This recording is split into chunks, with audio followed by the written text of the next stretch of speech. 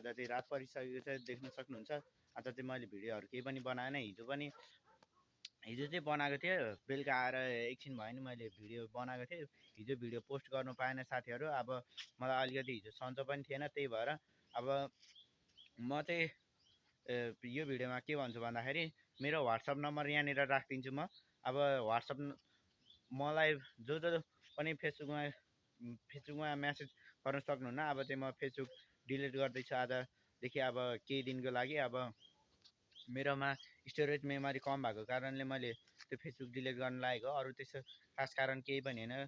अब त्यस्तो केही नराम्रो केही भएको छैन, त्यस्तो नराम्रो नसोच्नु होला साथीहरू। अब म फेसबुक डिलिट गरेको नि भिडियोहरू चाहिँ बनाउँछु। अब मलाई 1000 सब्सक्राइब पुर्याइदिनु होला साथीहरू छिटो। अब त्योभन्दा अगाडि अब तपाईँहरूलाई म 100 सब्सक्राइब पुगेपछि तपाईँहरूलाई म एउटा सरप्राइज दिनेछु।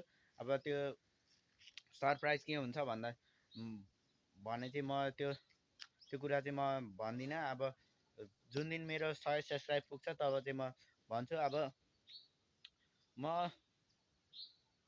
अब के भन्नु तपाईँहरूलाई, अब तपाईँहरूलाई मैले सबै कुरा भनिसकेको छु। हिजो नुहाउनु पनि पाएन, हिजो केही काम गर्न पाएन मैले।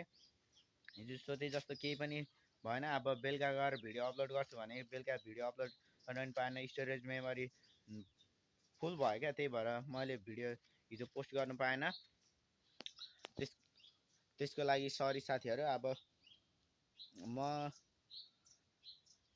अब अहिले चाहिँ मेरो भिडियोलाई लाइक सेयर र सब्सक्राइब गरिदिनु होला। हस् त साथीहरू, मैले चाहिँ अघि अमलाको नि भिडियो बनाउनु भनेको थिएँ, अब बनाउनु भ्याएन। यो चाहिँ म छोटो उसमा राखिदिन्छु।